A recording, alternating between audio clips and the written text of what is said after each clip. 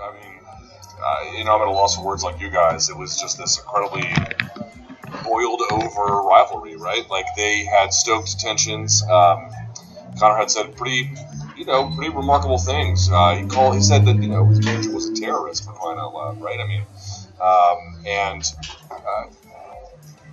look, I guess what I would say is this.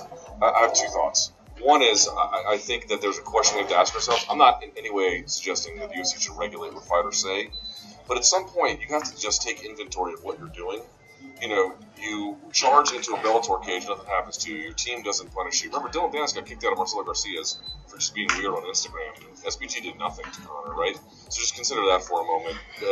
Nothing happened to him in Ireland for running into the cage, put his hands on Mark Goddard, chucked the dolly at a bus, and yeah, he got arrested, but there wasn't a significant penalty.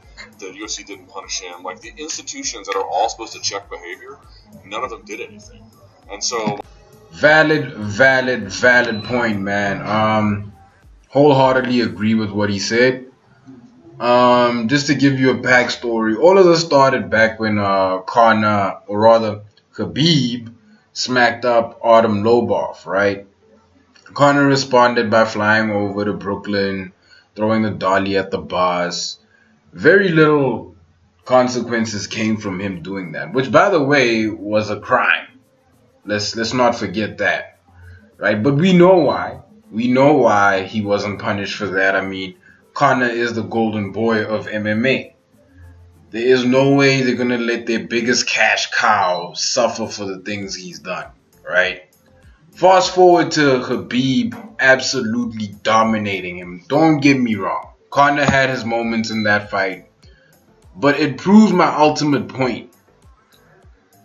Conor, as a wholehearted mixed martial artist, especially given the quality of fighters you find today, he's not that talented, Don't get me wrong, he is very talented. I mean, all the people he's beat, top of the food chain, right? When you compare them to guys like Kevin Lee, when you compare them to guys like Khabib, Tony Ferguson, now they're not that amazing, I mean, you can argue whoever's the best in the division. I say it's Khabib. You can argue Tony Ferguson all day, every day. I wouldn't argue that much with you, right?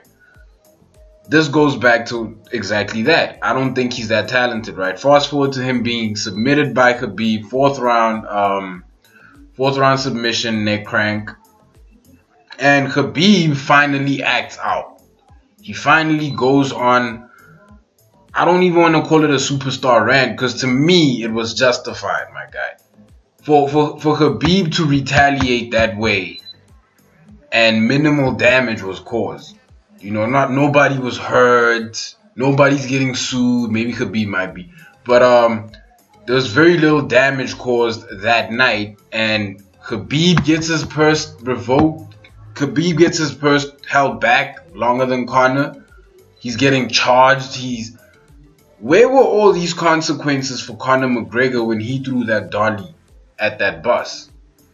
Where were all these consequences for Conor McGregor when he started saying all those things about Khabib? Guys, I'm going to say this, and not as a joke, but this is out and out reality. People who are from that part of the world, Russia and the surrounding countries, they're not like you and me, my guy. They're built different. You don't just say stuff like that to them and they let it go like that. No. They're going to come see you about it. So the fact that Khabib lived up to every single expectation, except when he went outside his own nature and actually confronted Conor and Conor's team, I don't understand the double standard there. This man reacted to what was being said and done to him from the aggressor Conor McGregor, right? Kudos to Conor McGregor for responding the way he did.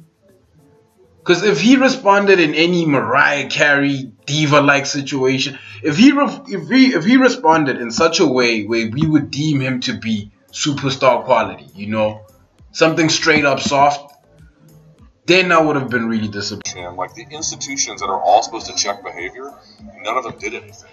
And so by the time you get to this end of the line result, tension's boiled over, dude. Like, this is the inevitable. If the institutions fail, there will just be blowback. That's exactly what you got. On the other hand, Khabib gets up in here, and I understand that Conor said really nasty things. I get it. He comes up here and he says, you know, you can't talk about my religion, you can't talk about my family.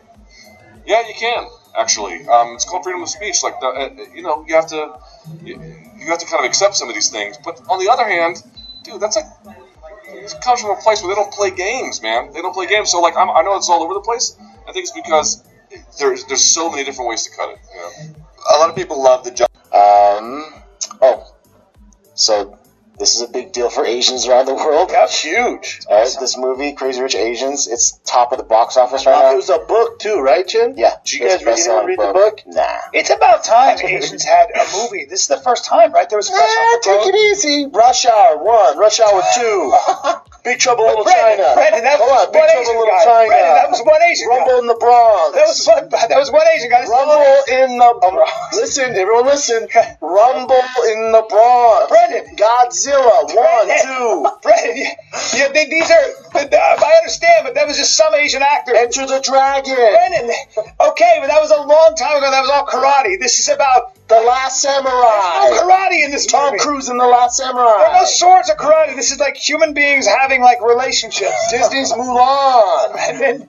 Brendan. Emperor's New Groove. Mulan is not Asian. It was Polynesian. God.